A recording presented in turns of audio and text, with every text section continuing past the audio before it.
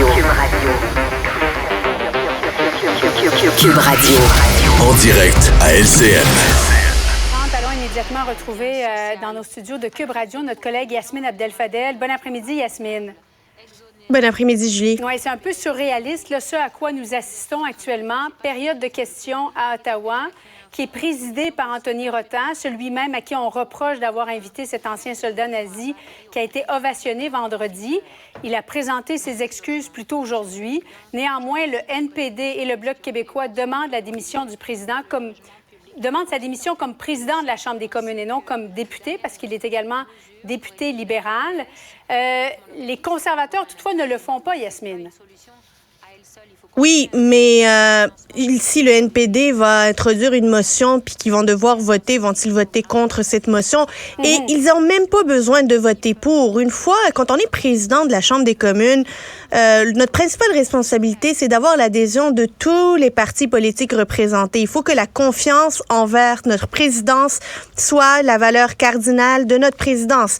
Or, aujourd'hui, il y a 2 partis politiques sur 5, là, si on compte le Parti vert également, qui disent ne plus avoir confiance et ne veulent plus, en fait, n'ont plus la confiance nécessaire au président actuel. Il me semble qu'on n'a pas besoin de plus pour que le président dise que lui-même va se retirer. Il ne faudrait pas qu'il pousse la plaisanterie jusqu'à ce qu'il y ait un vote puis qu'on doive le pousser vers la porte de sortie.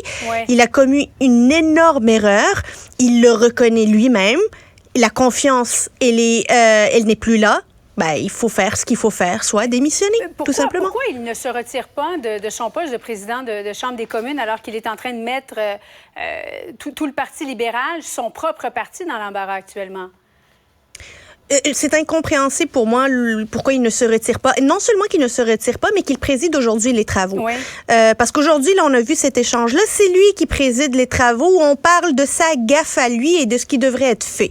Il met le gouvernement Trudeau dans l'embarras, où il se retrouve, le gouvernement Trudeau, à devoir entre guillemets, le défendre en disant qu'il y a eu des excuses, il faudrait accepter les excuses. Mais toujours est-il que la réputation du Canada à l'étranger, elle est ternie. Aujourd'hui, on est la risée du monde.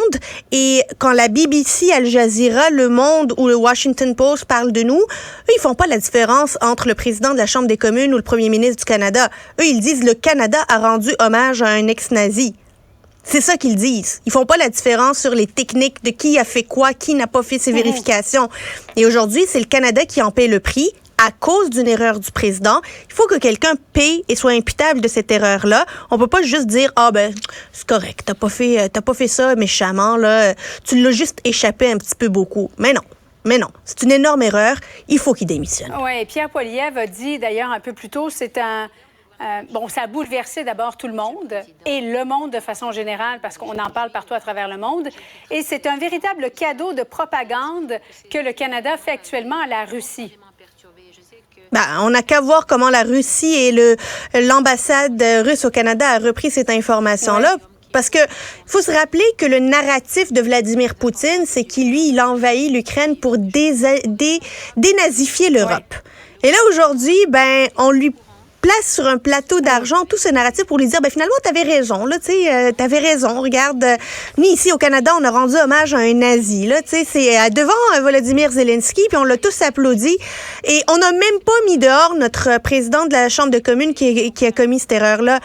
Moi, je trouve que les conservateurs vont un petit peu... En fait, ils veulent le garder, le président. Pour quelle raison? Parce que tant et aussi longtemps qu'il est là, ils peuvent continuer à dire que c'est l'erreur à Justin Trudeau puis que c'est une erreur du gouvernement Trudeau. S'il démissionne, on passe à autre chose. L'histoire, le cycle de nouvelles se termine. Ils ne veulent certainement pas que ce cycle de nouvelles se termine. Ils veulent que Justin Trudeau demeure sur la défensive et il va le demeurer tant et aussi longtemps que le président reste là. Yasmine, Justin Trudeau n'est pas présent aujourd'hui à la période de questions. C'est la ministre de la Famille, Karina Gould, qui ne cesse de se lever pour se porter à la défense du Parti libéral parce qu'elle est elle-même d'origine juive.